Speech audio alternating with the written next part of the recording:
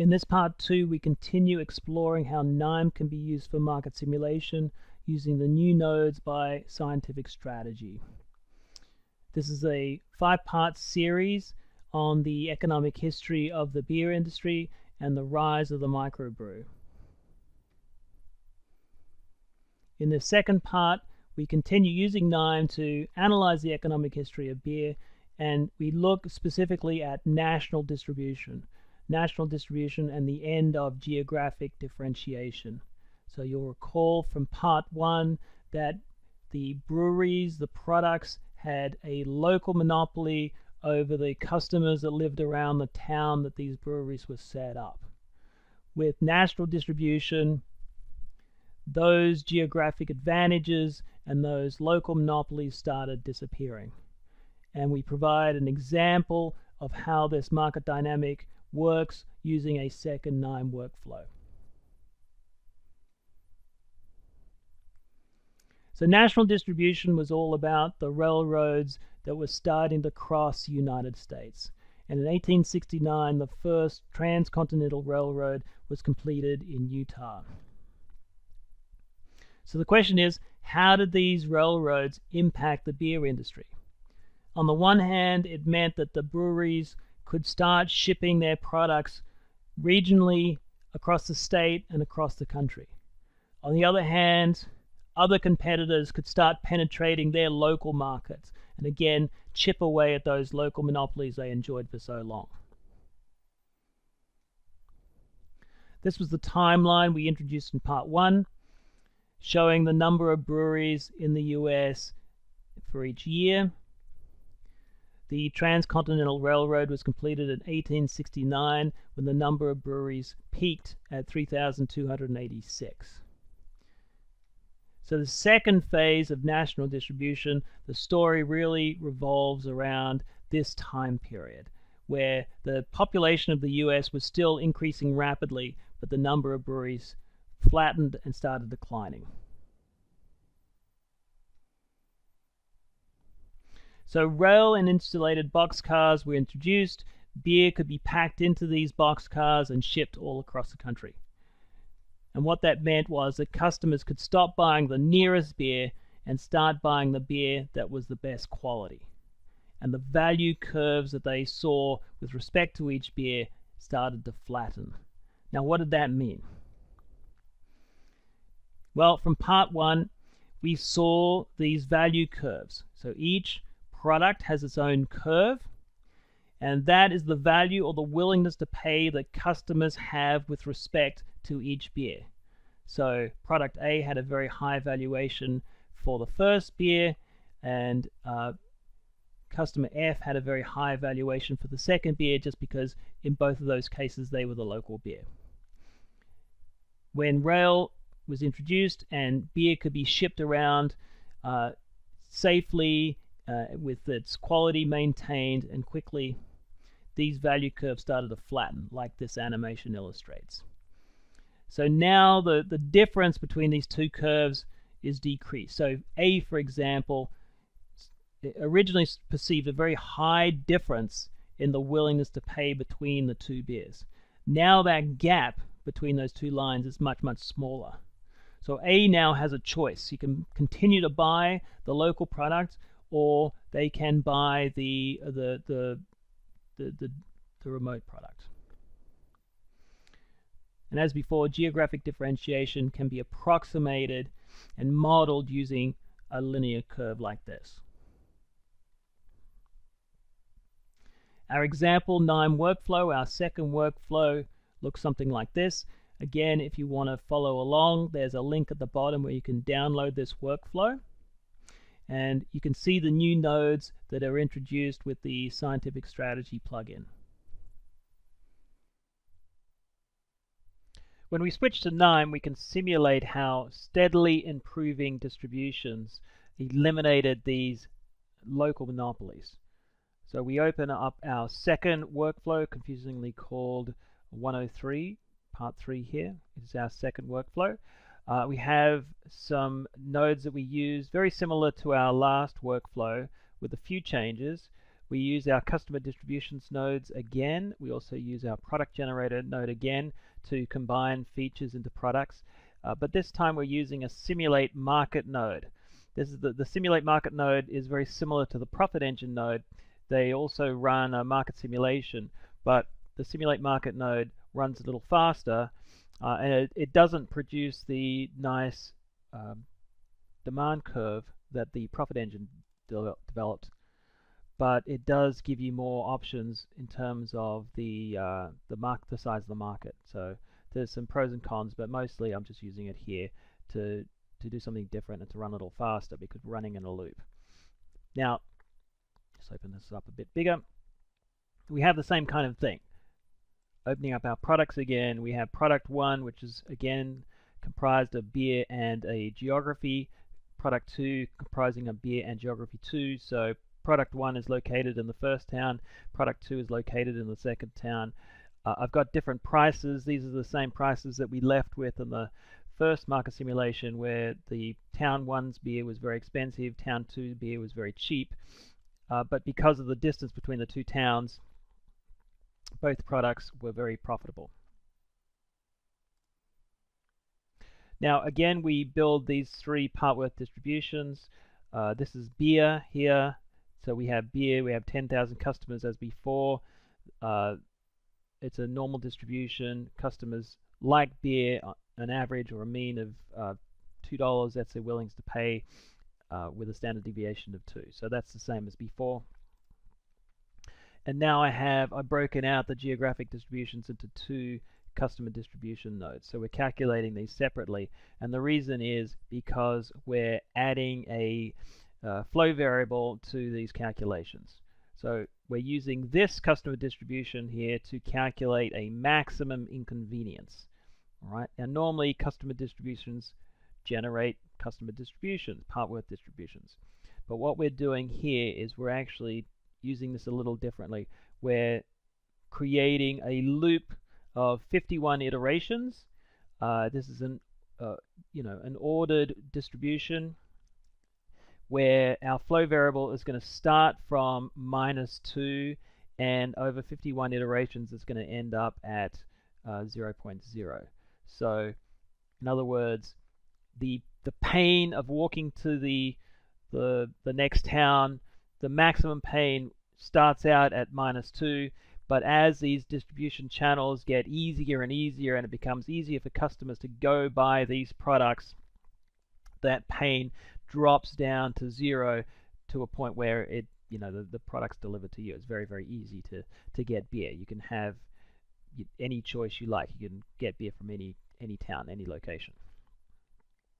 So we set that up, and you can see here we've created what's going to turn into a flow variable called maximum inconvenience.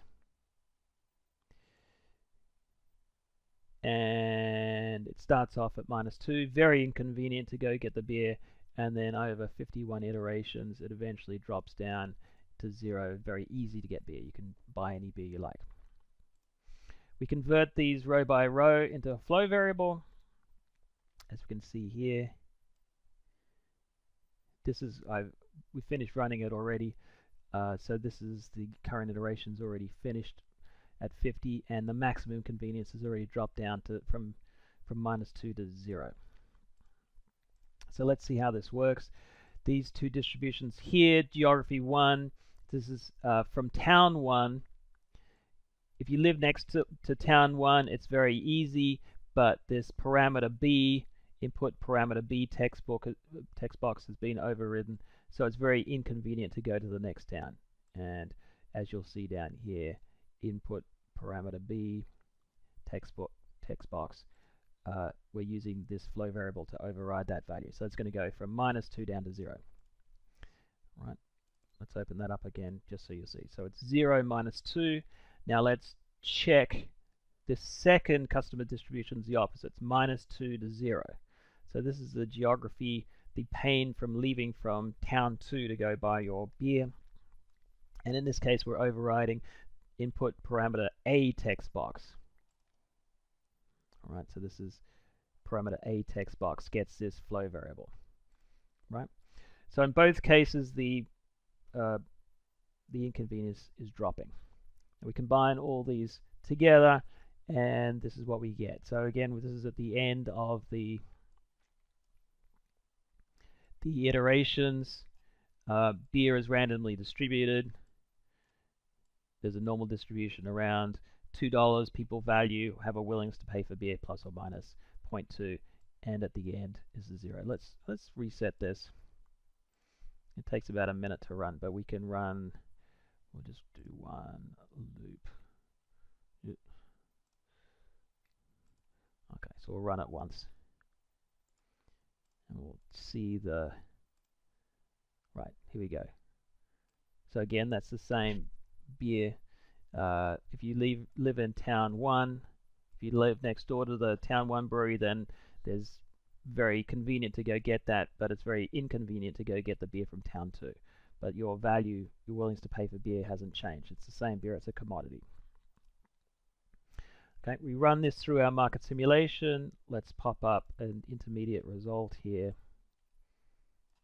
And we see, even though there's a big price difference, both products sell in large quantities, and both are very profitable. And you'll see here, we didn't talk about this last time, there's a no sale value. These are the customers. There are 10,000 customers in this market simulation. 788 live in the middle and don't want to buy the product at all. Let's see if we can pop that up. And so we have a willingness to pay matrix, that's the input. Consumer surplus matrix, that's minus the price, of course, and the ranked products. Let's see how this works. Too complicated. Does this have what I want? Yeah, okay. Product 1, product 2. So this is the willingness to pay matrix for customers. Make this a bit smaller. These are all our customers. See customer 1, customer 2, customer 3. There's 10,000 customers. This is their the value they place on product 1. This is the value they place, or their willingness to pay, for product 2. Remember, they'd have to march all the way into the second town to get it. That's -2, the pain of doing that. So they're going to prefer to buy product 1. So here they purchase product 1. You can see all these customers. This is this local monopoly that we talked about in the first presentation. All these local customers prefer product 1. Now if we can zip down, let's see if we can get lucky. We'll go about halfway. Okay, here we go. So now we're getting to the point where for some customers we're about only 2,000, 3,000 customers in down the road. For some customers, the value of beer is just not enticing enough to go in and buy it. So they start choosing not to buy anything. And we'll see that more and more. More and more no sales as we go down the road. And then there should be a patch. Oh, here we go. Okay, so we swapped, you see. So customers we're right on the line here. Customers are buying product 1, and all of a sudden we reach the halfway point, or because of the price difference, it's not quite, it's only a 40% along the road. Customers switch from no sale to start buying product 2, and then they go into the second town. Alright, so that's how that works. We loop this, remember, 51 times that we set up here. Over 51 years, we're saying these railroads come in, the roads are built out, more and more people have horses, and maybe even automobiles. It becomes easier and easier to get these products, and so their willingness to pay increases. Now let's run this. It might take a minute. So we finished running that simulation, and we've got a whole bunch of rows here. So this is our first iteration. We looked at that earlier. I'll zoom in a little bit. First iteration, our second iteration, and so forth. Now, remember we were talking about no-sell customers. There was 788 customers that chose not to buy anything, but as these distribution channels get better, you'd expect those customers to drop down and down and down. And in fact, that's what we see. So because distribution is getting better, the overall net willingness to pay is increasing, and so more and more customers are entering the market. So here's another no-sell. There's only one customer left that wouldn't buy anything. Products are getting very convenient now to buy, and now there's nobody left that doesn't buy. So we get 10,000 customers that are still split, all buying. And what you'll also see now is the market share of both changing. So in the beginning, the market share was 40% buying product 1, 60% buying product 2. But as we go down, that shifts. So here's only 30% buying product 1 and 70% buying the cheaper product 2. And then when we get all the way down, here we go, there's very few customers buying product 1. Now it's 100% buying product 2, 0% buying product 1. Product 2 is the cheaper product. Now we have a few charts here that shows this. Let's pop this up. These are the 51 iterations here, 51 years. As the convenience gets better, more customers enter the market. You do see a slight rise here.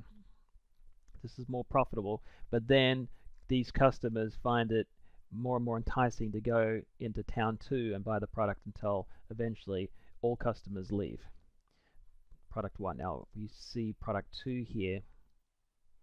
We see the opposite. This market share grows and grows and grows until they've got 100% of the market, all the customers living up and down that road, all buying this cheaper product. And profit's going to be the same. So profit drops for product number 1, and for product number 2 increases.